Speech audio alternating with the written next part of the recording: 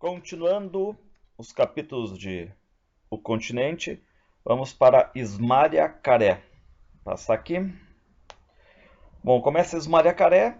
A gente fica sabendo que a redação e as oficinas de O Arauto ficavam numa meia água, quase em ruínas, apertada entre o Paço Municipal e o Casarão dos Amarais.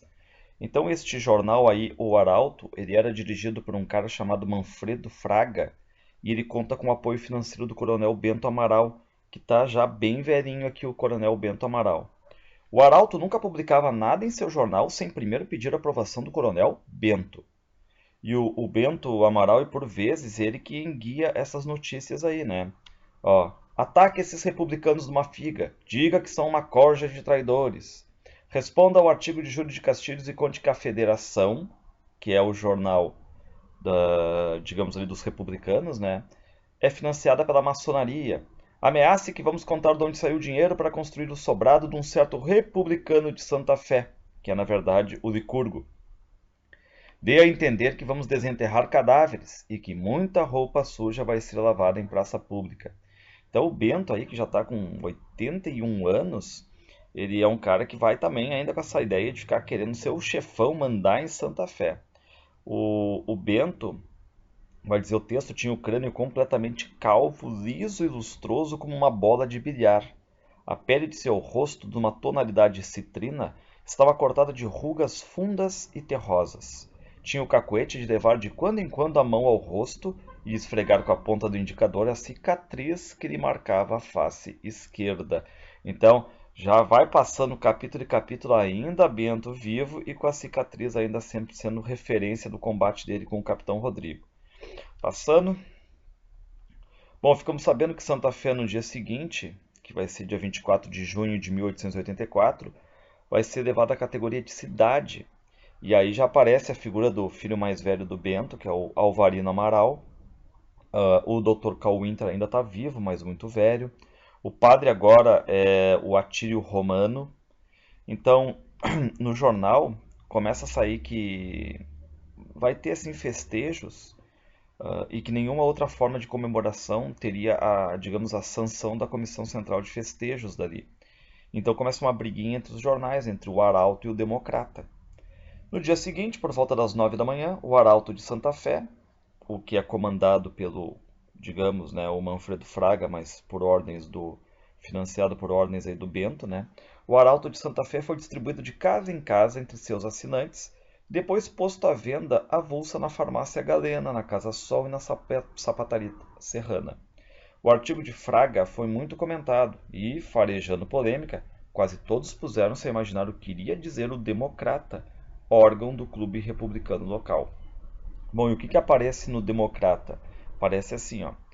Entre as comemorações mais significativas do dia de amanhã, além do Te Deum, encontra-se a festa que nosso correligionário, o cidadão Licurgo Cambará, realizará na sua residência, durante a qual, num gesto que deve ser imitado por todos os bons brasileiros, dará carta de manumissão, carta de alforria a todos os seus escravos. Ou seja, ficamos sabendo aqui que o Licurgo Cambará vai fazer uma festa em que ele vai libertar escravos. Bom, o Bento lê e fica muito indignado. Eles que deem graças a Deus, eu ser um homem de bem, se não mandava acabar a festa do Licurgo a porrete. Naquele instante, ia passando a cavalo pela rua um tropeiro de Soledade, que ouviu as últimas palavras do velho, acabar a festa do Licurgo a porrete.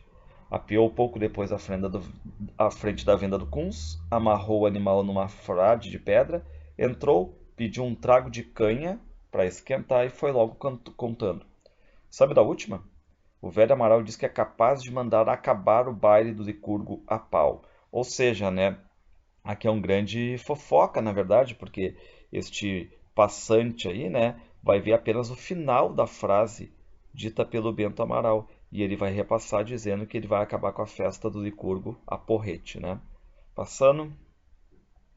Bom, daí esse papo, claro, vai rolar de boca em boca, vai chegar até a redação do jornal O Democrata, e quem é que é o diretor? É um cara chamado Toríbio Rezende. Por volta das 3 da tarde, toda Santa Fé já sabia que o coronel Bento Amaral estava preparando seus capangas para atacar o sobrado, prender Licurgo Cambará e Toribio Rezende empastelar o jornal O Democrata e fechar o clube republicano. Então, o que é o poder da mentira aqui, né? Da notícia que se espalha rapidamente e ganha contornos maiores. Bom, a gente fica sabendo que tem o Jacob Geibel, que é o sacristão da matriz de Santa Fé. Ele veio da Alemanha, já está ali 5 anos em Santa Fé, e ele era conhecido como o Barbadinho do Padre, esse sacristão aqui. E ele odeia Santa Fé, ele vai dizer: cidade maldita, cachorrada do inferno, porcos excomungados, que Deus vos amaldiçoe, que um raio vos parta. Bom, o Licurgo Cambará, daí no outro dia, ele já é despertado pelo bater do sino, porque, enfim, Santa Fé já é cidade, Santa Fé já é cidade. E assim, pensando nas coisas que tinha a fazer no dia seguinte, caía de novo em Modorra, e outra vez começava ali da angústia, a luta entre mouros e cristãos, que de repente se transformava na quadrilha dos lanceiros, em que seu par era Primalice, a qual não era bem Primalice, mas um pouco esmalha Caré. Bom, a gente vai acabar agora chegando no tema do livro, que o Licurgo tem uma amante, né? Ele tem a sua noiva, que é a Alice, a prima, mas ele também tem uma amante, que é a Ismária Caré, que inclusive tem o nome do capítulo, chama Ismária Caré. Sempre que pensava na noiva, sua imagem lhe vinha acompanhada pela imagem da amante. Passar. Bom, a Bibiana não é boba, né? Ela vai ficar sabendo desse tipo de conduta do Licurgo, ter uma amante, quase próximos do casamento aí. E ele vai dizer, ó, pensa que sou cega, Curgo? Eu vejo tudo. Pois é verdade, a Esmalha é minha Másia, diz o Licurgo, né? Era impossível explicar a uma senhora de quase 80 anos como a Bibiana o que ele, Licurgo, sentia pela rapariga, pela Esmalha Caré. Começara a desejar violentamente a rapariga desde o dia em que a vira pela primeira vez no rancho dos Carés, no fundo de uma das invernadas do Angico. O Licurgo, primeiro, ele pegou meio a Esmalha Caré à força, depois ela vai gostando dele, e a Esmalha Caré nunca pede nada, né? Ela é sempre passiva. E aí o Licurgo esfregou as mãos, sentou no mocho e perguntou: Sabe quantas pessoas dormiram aqui em casa esta noite? Umas 4, troçou o Fandango. Quase 30. Bom, que a gente fica sabendo, né, que os escravos do Angico e de algumas outras instâncias vão receber essa carta de alforria. Eles tinham passado a noite no porão do sobrado. E aí o que aconteceu é que o Fandango, ele, enfim, né, ele vai dizer, ó, eu quero ver o que é que essa negrada vai fazer depois de receber papel de alforria. Bom, mas a abolição vai melhorar tudo. A escravatura é a vergonha do Brasil. Qual vergonha, qual nada, diz o Fandango. Deixa de história, negro é negro, há gente que nasceu para ser mandada. E aí o Licurgo vai dizer, Vós Foncé está me desiludindo. Então aqui a gente vê o Fandango, né, que, enfim, ele se porta como um cara preconceituoso, enfim, né, e tal, e o Licurgo é o contrário, o Licurgo diz até, Vassuncê está me desiludindo, já que o Fandango foi quem deu as grandes, né, ideias da vida para o Licurgo. Passar. A república há de vir, seja como for, mas tome esse mate, disse Licurgo, estendendo para o velho a cuia que Lindóia lhe entregara. As pessoas com quem Licurgo mais gostava de conversar eram Fandango, sua avó Bibiana e Toribio Rezende. Bom, agora cabe uma explicação um pouco desse Toribio Rezende aí. Ele parece muito assim a questão do Castro Alves, né? O cara republicano, abolicionista que vem aqui para Santa Fé, formado pela Faculdade de Direito de São Paulo, estabelecer assim Santa Fé em princípios de 1881, trazendo para o município a ideia republicana, da qual era ardoroso propagandista. E desde o primeiro dia que ele teve aqui em Santa Fé, ele já provocou a raiva dos Amarais, né? E aí o Licurgo foi procurar o cara, o Toríbio, né? Ofereceu apoio, ofereceu casa, dinheiro, enfim, tudo que o Toríbio Rezende precisasse, o Licurgo ofereceu. Então começou essa amizade que já dura mais de 3 anos e de certa forma vai se fazendo muito forte, né? À medida que o tempo está passando. O convívio com Toribio Rezende, a leitura dos artigos que Júlio de Castilhos publicava na imprensa atacando o Império e fazendo a propaganda da abolição e da República, tudo isso tinha feito de Licurgo Cambará um republicano e um abolicionista. Tanto que o Fandango um dia vai dizer, né, o Licurgo tem 3 amantes, a República, a abolição e a Ismália Caré. Às vezes vai para a cama com as 3 ao mesmo tempo. Bom, então a gente conhece aqui bem esse lado agora do Licurgo Cambará. Em 1883, o Toribio Rezende e o Licurgo Cambará vão fundar em Santa Fé o Clube Republicano, que vai manter quase 60 sócios e tinha essa folha semanal aí, o Democrata. Sabiam que o Ceará começara a libertar seus escravos e que havia poderosos clubes republicanos em Porto Alegre e na capital de São Paulo, onde Borges de Medeiros, jovem estudante gaúcho, dirigia um jornal. Passar. Bom, então eles ficam com aquela ideia de que Santa Fé vai dar um exemplo, digamos, para todo o resto da província ali, e que esse exemplo vai partir exatamente do sobrado, tanto que o Toribio vai dizer.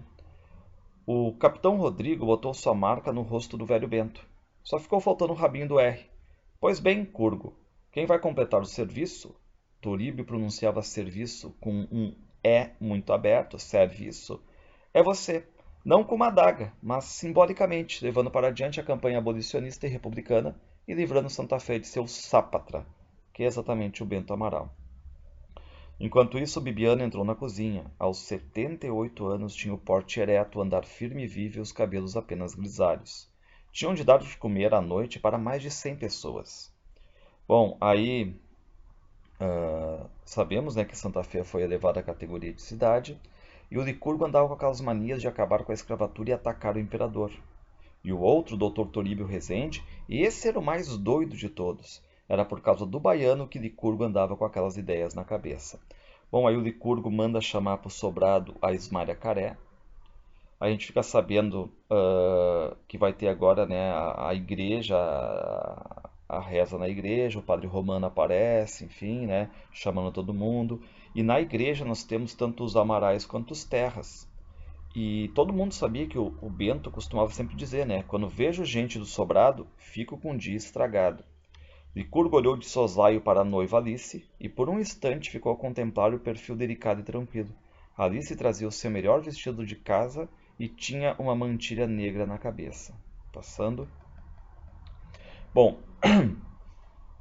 quando o padre Atílio Romano subiu ao púlpito da igreja para fazer a sua prédica, o coronel Amaral puxou um pigarro que encheu sonoramente o recinto. Velho porco, murmurou a Bibiana. O padre Atílio Romano, ele é natural da Itália, ele veio para o Brasil logo depois de ter sido ordenado, né? E desde que chegara a Santa Fé, compreendera a situação e resolvera não se deixar dominar pelo coronel Bento, como acontecera com o pobre padre Otero, que a terra lhe seja leve. Então a gente fica sabendo aqui da morte do padre Otero, substituição pelo Atílio Romano, e o Atílio Romano é um cara que vai ficar do lado, basicamente, do sobrado. Ele não se deixa dominar pelo coronel Bento Amaral nem pelos Amarais. Começa a dizer o padre Atílio: Santa Fé é obra de muitos homens, de muitas famílias, e principalmente uma dádiva do Todo-Poderoso. Rezende, Toribio Rezende, conversara com o padre na véspera e lhe pedira que fizesse uma referência à linguagem de O Arauto.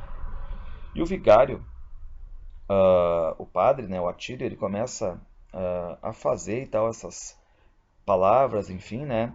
E não quer uma briga ali e tal. E ele começa a falar isso no meio da igreja, tá? Claro, por referências e tudo mais de linguagem, não diretamente. Então, diz o padre: esta data, portanto, pertence a todos aqueles que, santafesenses de nascimento ou não, amam esta cidade, este torrão abençoado, esta comunidade cristã.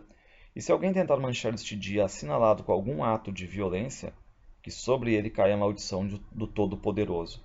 Ou seja, aqui diretamente ele fica sabendo, né, desse papo aqui por parte do Toribio Rezende, que o Bento Amaral disse que ia atacar o sobrado, né, aquele boato que estava circulando.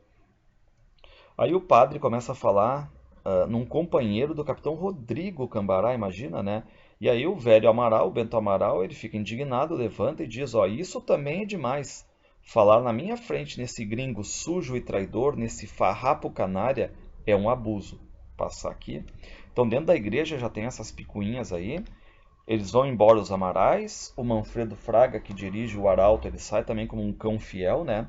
E aí o que pensa o Licurgo? Esse padre tem fibra, não se atrapalhou, esse é dos bons. E aí começa, né, que os sinos cantem, bimbalhem, badalem, clamem, anunciando ao mundo que Santa Fé é cidade. E o Toribio agitava a cabeleira negra, longa e ondulada, que o tornava tão parecido com Castro Alves. Então, se qualquer relação que apareceu o Toríbio aí, lembrem sempre fazer essa relação com Castro Alves, tanto no quesito físico quanto também das mentalidades, né? A questão dos escravos. No sobrado daí, todo mundo está reunido, Florencio, Bibiana, Alice, o Licurgo, a Maria Valéria, o Juvenal, Toríbio, o Dr. Winter, enfim, né? No princípio daquele ano, sua filha Leonor e o marido tinham vindo passar um mês no sobrado. Então, volta e meia a gente tem notícia da Leonor aqui, né? A filha do Capitão Rodrigo e também da Bibiana. Se o Florencio não fosse tão teimoso, podia também morar ali com a gente. E o Florencio é aquele cara também que ficou meio torrão, assim, que tinha meio que brigado no começo com o Bolívar, e que só um ano depois da morte da Luzia que ele voltou a entrar no sobrado e vivia muito mal, manquejando e tal. Por um breve instante o olhar de Licurgo fixou-se morno no doce relevo dos seios de Alice e imaginou-a nua em seus braços. Mas repeliu logo esse pensamento. Era indecente, absurdo. Alice ia ser sua esposa, a mãe de seus filhos. Para aquelas coisas, ele teria Ismália. Passar aqui. Bom, eles começam a discutir dentro do sobrado vários e vários assuntos, política novamente na pauta, e a gente vai ficar sabendo o ponto de vista do Carl Winter, já com 63 anos, né? Ele está dizendo, ó, não sou homem sem paixões, sou um homem sem paixões, diz o Winter. Não tenho partido, nem sequer nasci neste país. Um dia posso ir-me embora para a Alemanha e não voltar mais.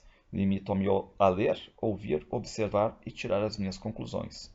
E que na verdade é isso que o Winter faz, né? Bom, a província do Ceará está libertando seus escravos, ajuntou Toríbio. A do Amazonas também. Que lucro material tem elas nisso? E o Inter começa a perguntar para o Toríbio, né? Enfim, o Inter lutava com uma sambiqueira de galinha. Sem erguer os olhos para os interlocutores, respondeu. A explicação é simples. Para a lavoura do norte, o braço escravo já não é mais negócio. No fim de contas, é muito melhor pagar ao negro um salário baixo e seco do que dar de comer e vestir.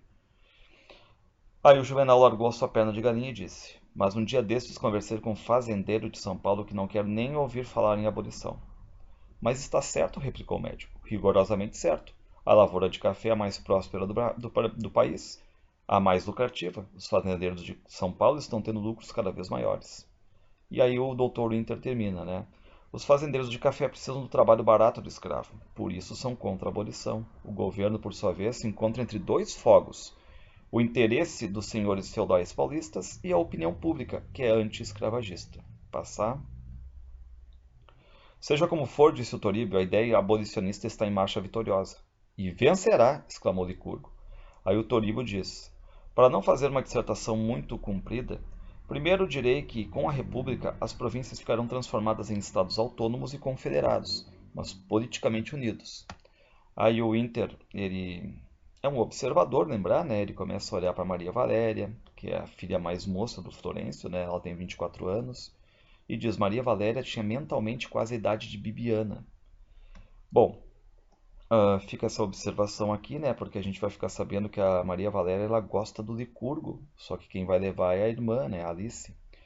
E também, né? Enfim, vem essa preocupação de que dentro dessa festa do sobrado pode vir alguma vingança dos Amarais, né?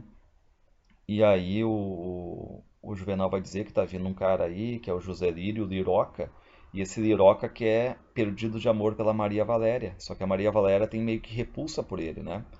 Bom, Licurgo tinha uma amante, uma Amásia. Diziam que o rabicho era forte. Florencio não acreditava que o rapaz abandonasse a China. Bom, e aí temos um detalhe, né? Que o Florencio não sabe como falar com o genro sobre essa questão de ele ter uma amante, né? Enfim, passar aqui.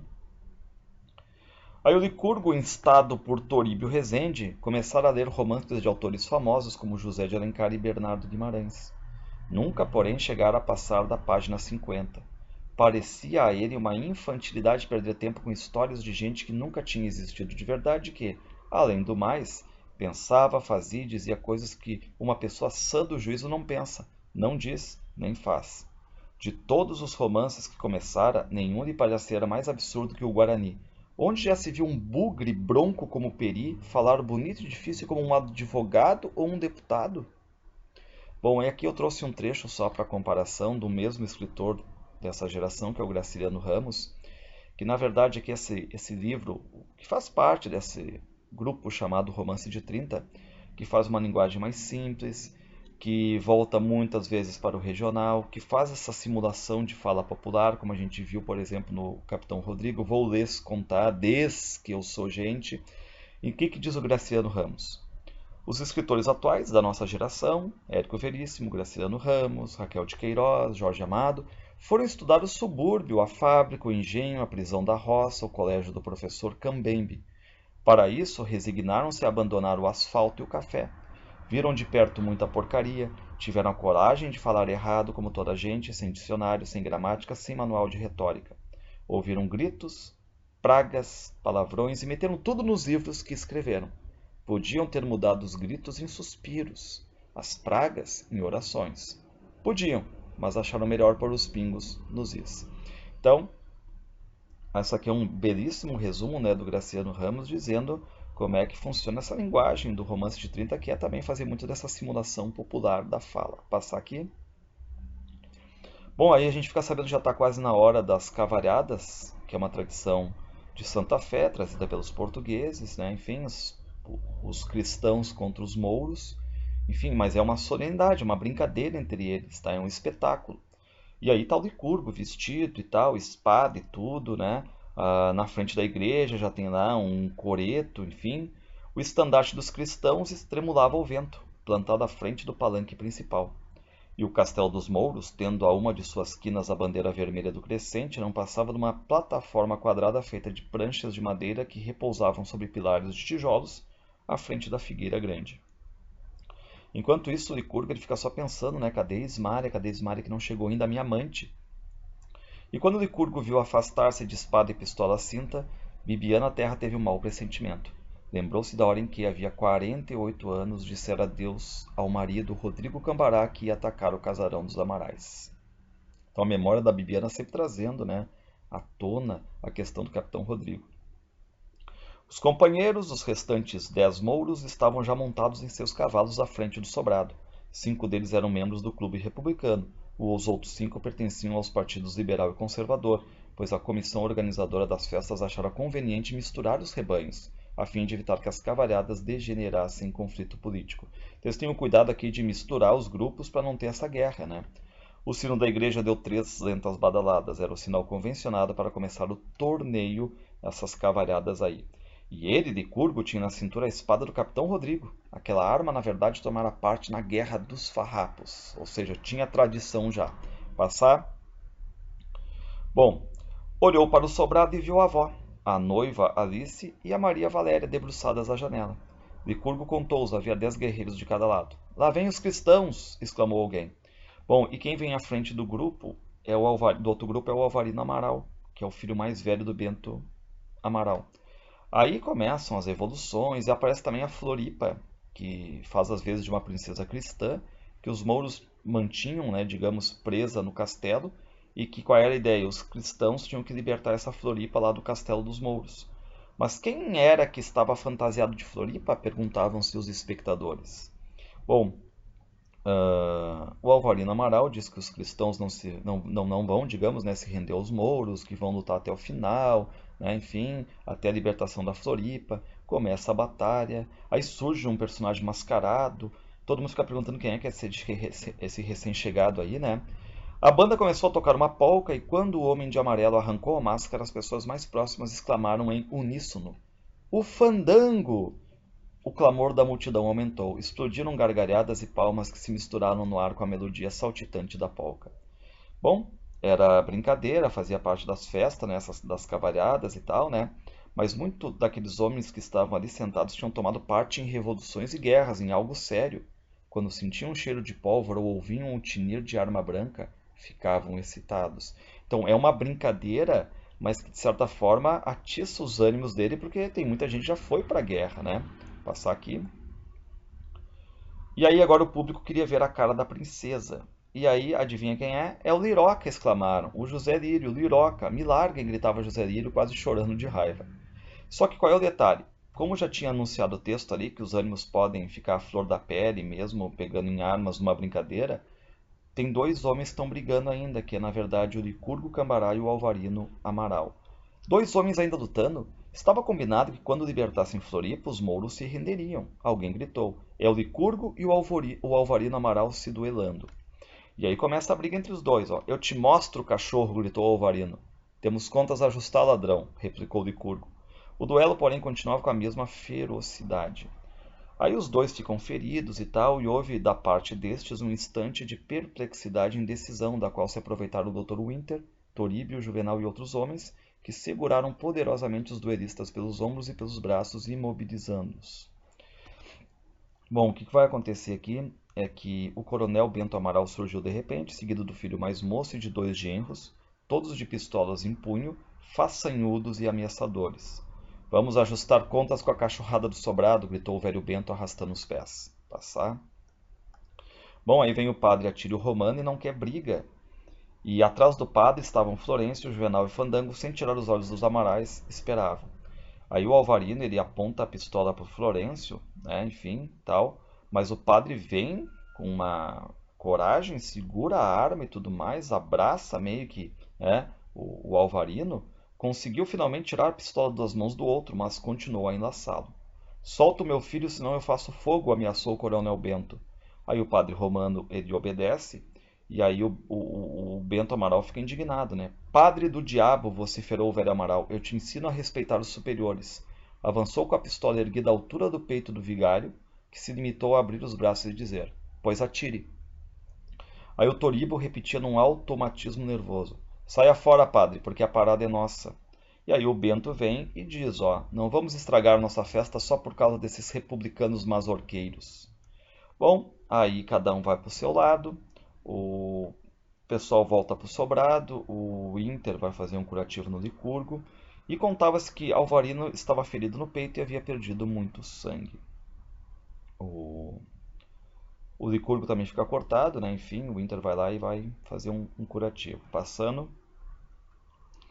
Bom, aí no sobrado, claro, o comentário é sobre essa briga, e eram 7 horas da noite e Jacob Geibel, o sacristão, estava recostado a um poste à esquina da praça, olhando para o sobrado, cujas janelas do andar térreo se achavam iluminadas. Havia uma hora que o sacristão ali se encontrava, falando consigo mesmo e olhando os convidados que tinham começado a chegar logo depois das 6. Esse Jacob Geibel aí, né, o barbadinho do padre, ele quer destruir a festa no sobrado, é meio revoltado, né? Enquanto isso, dentro do sobrado, quem discursa é o Toríbio Rezende. E é uma parte muito bonita agora do livro, porque ele começa a declamar Castro Alves, né, o poeta dos escravos. Sentado junto da dona casa, o padre Romano, de quando em quando, sacudia a cabeça numa grave aprovação. Olha só, o padre Romano, o Atílio, está dentro do sobrado, está do lado do Licurgo. E seus lábios se abriam num sorriso feliz quando Toríbio Rezende afirmou que, com o advento do cristianismo, a situação dos escravos melhorara e as manumissões se fizeram mais frequentes. Bom, essa noite deles estão dando como uma noite histórica, nessa noite de 24 de junho de 84 no Sobrado, porque, por iniciativa do Clube Republicano de Santa Fé, mais de 30 escravos iam receber a sua carta de manumissão. Aí o Toríbio diz, passando, e homens como Rui Barbosa, o do Verbo Candente, Joaquim Nabuco, o nobre estilista, e José do Patrocínio, que é a própria voz da raça negra escravizada, estão, com um punhado de outros heróis, preparando o advento da abolição ao mesmo tempo que o da república, porque, minhas senhoras e meus senhores, abolição e república são sinônimos perfeitos. Bom, enquanto isso, o Licurgo, ele olha tudo meio ali, meio sem importância agora, né? Porque ele fica muito indignado com esse combate com Alvarino, porque o Licurgo, ele nunca foi para uma guerra. Então ele era um gaúcho relativamente, ainda assim, né, meio frio, digamos, meio verde, porque nunca tinha ido para a guerra, tá? E a sensação que ele ficou foi de trabalho incompleto com o combate com Alvarino Amaral. Daquele duelo interrompido, ficara ali também um sentimento de frustração, a impressão irritante de ter deixado um serviço incompleto, bem como acontecera com seu avô, Rodrigo Cambará, que não pudera fazer o rabinho do R na cara do Bento Amaral. Porque, achava Licurgo, a coisa só devia terminar quando o Alvarino ou ele ficasse estendido no chão lá na praça.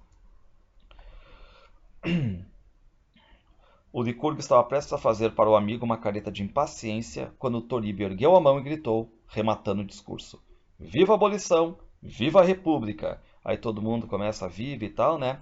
E começa a entrega dos títulos de manumissão, ou seja, as cartas de alforria, foi feita no meio de um silêncio grave e comovido. Os escravos estavam no quintal, junto da porta da cozinha, e entravam à medida que seus nomes iam sendo chamados. Passar aqui. Bom, lá fora estava acesa uma grande fogueira ao redor do qual os negros, agora homens livres, felizes e dignos, iam dançar, cantar, comer e beber. Enquanto isso, dentro do sobrado, né, o José Lírio Liroca, ele tenta puxar a conversa com a Maria Valéria, mas ela se esquiva.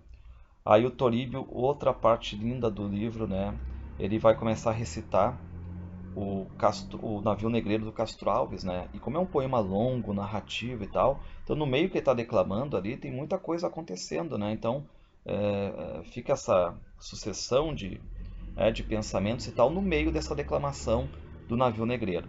Diz o Toríbio: vou recitar um poema do grande vate, do grande poeta condoreiro Castro Alves, glória da Bahia e do Brasil. Fez uma pausa grave e depois, já em tom de discurso, acrescentou: é o Navio Negreiro, poema que tem feito pela causa da abolição da escravatura no Brasil o que a cabana do pai Tomás fez pela mesma causa sublime na América do Norte. Bom, e ele vai declamando, vai dramatizando as cenas, né? Porque é um poema de linguagem coletiva, grandiloquente, uma linguagem elevada, né? Altissonante. E aí um peão, de repente, sussurra para o Licurgo, né? Licurgo, a Ismália chegou, patrão. Aquelas palavras caíram sobre o peito de Licurgo com o peso de uma pedra. Ele olhou automaticamente para a avó Bibiana. Muito bem, Neco. Onde está ela? Onde está a Ismália? No quintal. Bom, aí o Licurgo se irrita até com a música e tal, porque ele quer a Ismália Carelli, que é a amante dele, né? Onde estaria a China? Começou a procurá-la, aflito. Finalmente avistou-a.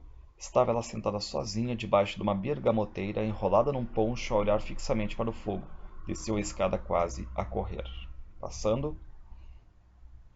Fez meia volta e voltou e caminhou para o barracão que se erguia contra o muro dos fundos do quintal. Abriu a porta e entrou. Ismália seguiu silenciosamente. Aí eles foram se deitar em cima lá num lugar meio escuro e tal, nos fardos de alfafa, né? Foram transar. Agora ele aspirava excitado, cheiro de Ismália, corpo quente e moço recendendo a sabão preto.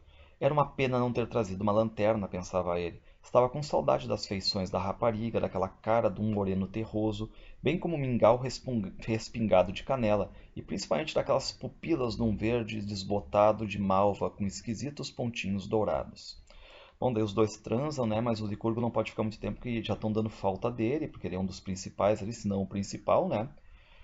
E a Ismália não pedia nada, não perguntava nada, era fácil estar ao lado dela. Aí o Licurgo diz: agora, Ismália, vá para casa da velha Rosa, disse Licurgo. Já falei com ela, se puder amanhã eu vou te visitar, ouviu? E aí Ismália, ela começa a chorar. O Licurgo, claro, talvez depreenda, né? Enfim, que é por causa do casamento e tal, né? Foi nesse momento que ela balbuciou: Licurgo, vou ter um filho. Bom, aí entra como uma bomba pro Licurgo agora esse fato de ele ter engravidado agora a Ismália Caré, né? Com passos lentos, Licurgo dirigiu-se para o sobrado. Vou ter um filho. Licurgo carregava a voz consigo de Ismália. Vou ter um filho. Passar. Bom, aí ele começa a sua reflexão, né? Ter filho, não ter filho, como é que vai funcionar, né? Mas uma coisa desde já estava decidida. Aquela criança não podia nascer. Se fosse um homem, a coisa seria má já. Mas se fosse mulher, ficaria muito pior. Cresceria como a mãe, ao abandono no rancho dos Carés. Dentro de um mês, estaria casado. Era até bem possível que o primeiro filho da Alice nascesse apenas 2 meses depois do de Ismália. Iam crescer juntos no Angico, um na Casa Grande, o outro no Rancho dos Carés. Se fossem de sexo diferente, era até possível que, né? Bom, ele começa a pensar em tudo, e o melhor mesmo era a Ismália botar o filho fora. A negra Anastácia conhecia umas ervas infalíveis, tudo ia ser fácil. Bom, então temos esse problema agora, né, a gravidez da Ismália, e ele, Licurgo e os outros membros do Clube Republicano estavam empenhados numa campanha de regeneração em que falavam em decência e bons costumes. O Manfredo Fraga era capaz de insinuar nos seus editoriais infetos que o presidente do Clube Republicano de Santa Fé, Licurgo, havia desonrado a filha de um humilde posteiro, deixando-lhe no ventre o fruto do pecado, etc, etc. Ou seja, pegaria mal. Estava decidido, a criança não ia nascer. Bom, daí ele vai até a cozinha e tal, e ele vê a Bibiana, a avó. Aí eles trocam um olhar, assim, tipo por um silêncio, né? E a Bibiana dispara na hora, né? Porque a Bibiana sabe das coisas. Vá ao menos lavar as mãos, diz pro neto. Passar aqui. Bom, aí o Cal Winter vai conversar com a Bibiana, fala sobre, né, a Ismária. Aí a Bibiana, ela é bem consciente desse papo do Licurgo e tal, né? Ela disse que um dia veio um mágico para Santa Fé, trouxe uma mulher ruiva, muito linda, tipo uma assistente. E aí os homens lotavam o circo só para ver essa mulher aí e tal, né? A mulher do mágico. E quem acabou ficando com ela foi o Licurgo. E o mágico foi atrás do Licurgo até o sobrado, e aí até perguntou para Bibiana se a mulher dele não estava ali, né? E como ele era mágico, a Bibiana ironicamente pergunta, né? Ué, vosso ser não é mágico? Pois faça sua mulher aparecer. Tá? E aí vai dizer, a coisa com a mulher do mágico durou uma semana. O circo foi embora. O Curgo andou uns dias abichornado, querendo seguir os burlantins até Santa Maria, mas acabou esquecendo. Ela vai dizer que teve outro caso, né? Teve outro rabicho por uma castelhana, durou um mês. Teve outro, parece que quando foi a Porto Alegre andou metido com uma polaca, mas a coisa não durou também. Mas com Ismária é diferente. Essa segurou bem, digamos, o Licurgo, né? Bom, daí há uma espécie de ausência de guerras por ali, né? Enfim, tanto que o Licurgo não foi a nenhuma ainda. E a Bibiana cita o caso dos Muckers, a revolta dos Muckers, né? Que é aquela seita de alemães que se formaram no forro se formaram no morro do Ferrabras e tal, nas proximidades de São Leopoldo, que é a história da Jacobina Maurer. Mercê de suas interpretações da Bíblia e de suas curas milagrosas, Jacobina conseguira fanatizar seus adeptos, levando-os a estranhas práticas. E a província, estarrecida, vira aquele incidente local transformar-se num sério caso de polícia e degenerar mais tarde numa pequena guerra intestina, em que o governo, vendo derrotado o primeiro destacamento policial que for atacar os Muckers, tivera de mandar uma segunda expedição mais numerosa e com artilharia, a qual só à custa de muitas baixas e ao cabo de numerosos e encarniçados combates conseguiu tomar a cidadela dos fanáticos. Então aqui faz uma referência à revolta dos Muckers, tá? Que não é bem pano de fundo histórico, porque ninguém vai para lá, enfim, né, mas é citado aqui. Passar, durante a Guerra dos Muckers, o Dr. Winter escrevera a seu amigo von Koseritz. Esse lamentável episódio vem confirmar a opinião que tenho de meus compatriotas alemães. Individualmente são excelentes, sensatas pessoas, mas quando reunidos em grupos acabam sempre fazendo alguma asneira brutal. Bom, aí continua o papo, né, da Bibiana com o Winter, e a Bibiana vai dizer assim: sabe de uma coisa, Winter? Perguntou Bibiana baixinho, como a temer que sua voz fosse ouvida do outro lado daquelas paredes. Ultimamente o Licurgo deu para perguntar coisas sobre a mãe, a Luzia, que já está morta, né? Bom, a Bibiana diz que deu para sonhar também com a Luzia quase todos os dias, como se ela estivesse ainda viva. E o Licurgo, ele vai para dentro do quarto da Luzia, que era da Luzia. Ele que tem a chave, não deixa ninguém entrar, fica remexendo nos baús e gavetas dela. E lendo um caderno onde ela escrevia umas bobagens. Eu até não sei porque não rasguei há mais tempo esse caderno, diz a Bibiana. E o Licurgo quer saber, né, por que a Luzia não deixou nenhum retrato, nenhuma foto. E o Inter não é bobo, o Inter começa a pensar, mas só um pouquinho, passou ali por 1869, 70, um fotógrafo em Santa Fé, um fotógrafo francês, tirou fotos da Luzia, né? A Luzia até tinha fotos expostas, e ele pergunta, mas cadê as fotos? E a Bibiana diz que não se lembra de foto nenhuma, ou seja, está mentindo aqui, né? Mas o Inter agora se lembrava com clareza, vira muitos retratos de Luzia no sobrado até o dia de sua morte. Ou seja, a gente fica dependendo aqui que foi a Bibiana que destruiu essas fotos aqui para não dar uma impressão visual pro Licurgo, agora depois de mais velho Licurgo. Todos aqueles retratos tinham desaparecido de repente. Passar. Bom, aí estamos encerrando já, daí o Winter, ele vai lembrar de uma conversa que ele teve com o Licurgo e que queria saber exatamente como a mãe morreu, né? Por fim, mostraram-lhe o diário da mãe e fizeram ler alguns trechos assinalados. Havia um trecho que deixara o Winter particularmente impressionado. Fora escrito nos últimos dias de vida de Luzia. Estou me acabando devagarinho. Ontem ainda me olhei no espelho. Eu era bonita, agora estou que nem caveira. mas gosto de me olhar, e quando me vejo assim envelhecida, acabada, horrível, fico até alegre. Bom, então tem esses relatos todos aqui da Luzia Silva no caderno, e ela continua: acho que nunca gostei de mim mesma, que toda a minha vida não passou de um suicídio lento, miudinho. Só não sei o que foi que eu fiz para mim mesma para me odiar dessa maneira. Essas palavras haviam deixado Winter perplexo. Não se tratava apenas de mera atitude literária de uma moça influenciada pela leitura de Noites na Taverna e dos contos de Hoffmann. Noite na Taverna, lembra do romântico Álvares de Azevedo. Era algo de mais profundo que ele não compreendia, mas que o deixava perturbado. E o Winter ele começa a desconfiar por que não aparece nenhuma vez o nome do Licurgo no diário. Será que, enfim, tiraram essas páginas, né? A verdade, porém, era que havia no diário muitas folhas arrancadas. Mas arrancadas por quem? Com que propósito? E que haveria nessas páginas? Bom, então aqui fica de novo uma dúvida, né? Se foi ou não foi a Bibiana que arrancou essas páginas aí, tirou coisas relativas a própria Luzia, talvez alguma coisa mais forte que ela tenha falado, né, dessa relação dela com a Bibiana, com o filho, as fotos sumiram. Então meio parece assim, destruíram, né, basicamente algumas provas ali, algumas coisinhas que tinham relatos da Luzia para com o seu filho também, né? Parece uma queima de arquivo aqui. E aí termina a Bibiana dizendo para o Winter que a Ismária tem na cara, enfim, né, nos olhos, no jeito, qualquer coisa que lembra a Luzia Silva. E aqui a gente termina o capítulo chamado Ismária Caré.